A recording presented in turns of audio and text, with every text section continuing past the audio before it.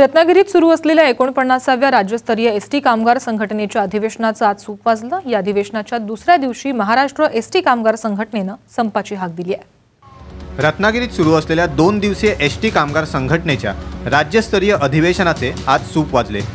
ST कामगारांच्या विविध प्रलंबित मागण्यांच्या पार्श्वभूमीवर एसटी कर्मचारी राज्य सरकारला घेरण्याच्या तयारीत आहेत। एसटी कर्मचाऱ्यांच्या प्रलंबित मागण्या: पगारवाढीच्या करारातील त्रुटी आणि विसंगती दूर कराव्यात, कनिष्ठ वेतन श्रेणी 5 वरून 3 वर आणण्याचा विचार सुरू आहे, त्याची अंमलबजावणी करताना त्याच्या कालावधीबाबत योग्य निर्णय घ्यावेत, धुलाई भत्ता सर्व कर्मचाऱ्यांना लागू करावा, शासनाकडची 1900 कोटींची येणे रक्कम लवकरात लवकर मिळावी, प्रवासी कर 17.5% आहे, तोच अन्य राज्यात 5 ते 6% आहे, तो इतर राज्यांप्रमाणे करावा। आज अधिवेशनाच्या दुसऱ्या दिवशी कार्यकारिणीची बैठक झाली। कामगारांच्या विविध मागण्यांसाठी 23 एप्रिलच्या मध्यरात्रीपासून संपावर जाण्याचा ठराव अधिवेशनात एकमुखाने मंजूर झाला।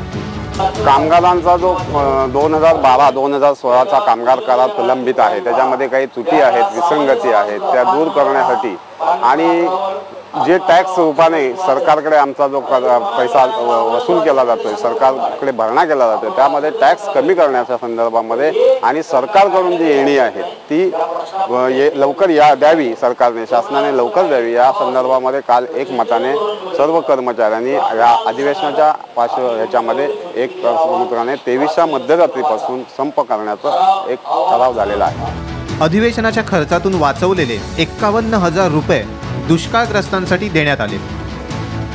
चक्का जामचा निर्णय काल आमसभेने घेतलेला आहे आणि त्याची अंमलबजावणी केली जाईल।